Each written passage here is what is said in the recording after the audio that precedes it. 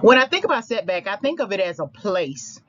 It is a place of inconvenience, frustration, anger, misunderstanding, bad thinking, mistrust, boxing, and stuck. I argue that even though setback engenders a place, it also represents a type of homelessness because if you are in setback, you are not necessarily operating directly in the calling itself. So, I wonder if you remember that movie Gone with Amanda Siegfried. And if you don't remember that one, of course, everyone should know Silence of the Lambs. Um, and so remember the ditch first in Silence of the Lambs, the big hole in the bottom of the basement where he kidnaps the girl and throws her down there. And it seems like he's been doing this for a while. Well, in Gone, with Amanda Siegfried, it's the same thing.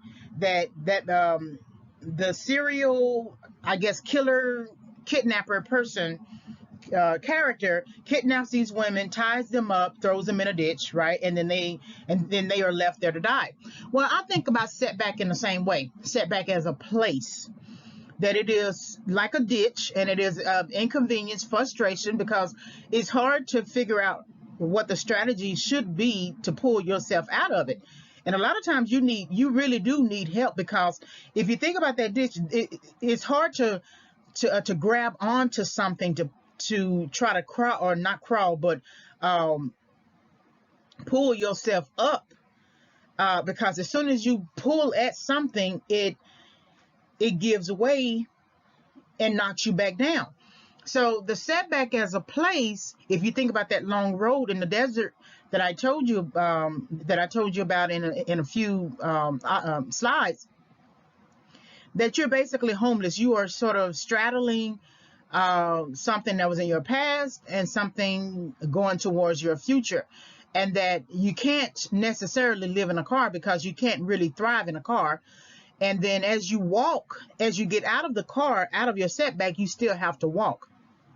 And so you're basically homeless until you can find a home or place that you can get help.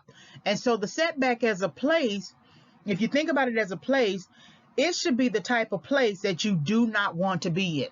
If you have to move in with your parents, or if you have to move in with a friend because you lost your job or something like that, you honestly should not be happy about having to do that. You should be thankful and grateful and thankful for the mercy and for the grace, and do what you can to contribute. But that should not be a place that you're happy for, because it's not your place, and that makes you homeless. And so setback as a place should be like a place you plan your way out of. And there is a way. So if you remember with Silence of the Lambs, the girl could not pull herself up out of that ditch, right? So she needed to pay attention to the man and his relationship with the dog. And he favored that dog. He loved that dog. And so then she figured out a strategy to really get at the man. So she found a way to get the dog to fall into the pit with her. And then once the man found out, he went crazy trying to get that dog back out. And so and the irony is he wasn't willing to go in the pit to go get the dog. Now that's really interesting. I never thought about it like that, but he wasn't willing to lower himself into the pit to go get the dog that he claimed he loved. And so once that was able to happen, now eventually Jodie Foster's character named Clarice ended up coming, and then the FBI and all those people ended up coming and getting the lady out. But she was willing to get out of her setback through a strange strategy, and it reveals to the viewing audience that some people are not willing to come into the setback with you to help you out. That really the true strategy, the best strategy, is to hold out a hand to help you out. But you also got to be the type of person who wants to leave it, who wants to leave that place. You cannot thrive in a ditch. Like you cannot thrive in quicksand. There's no way that you can carry out life in quicksand. You cannot carry out life. You cannot bring a kitchen table and a chair and a hot plate and clothes and shoes, a TV. You can't do that in that ditch.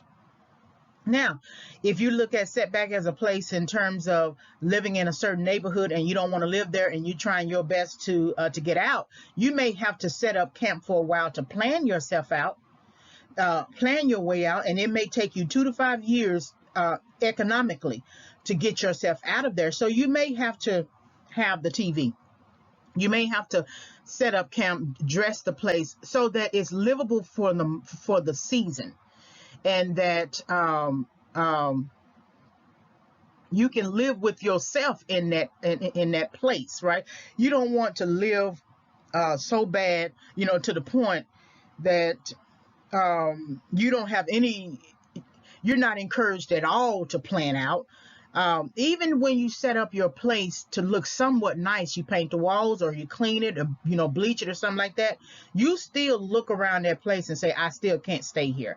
And so your stay here, your can't stay here could take 2 to 5 years, and sometimes it can take longer than that, depending upon your financial setback, especially if what you had to go through in terms of losing your job or something like that has affected your credit score to the point that you can't hardly do anything, get a place or anything like that. So it just depends. But no matter what, if setback is a place, I consider it really homelessness. It may not be true homelessness, but if you have to move in with someone, move into shelters or something like that, then that is definitely homelessness. And of course, a setback.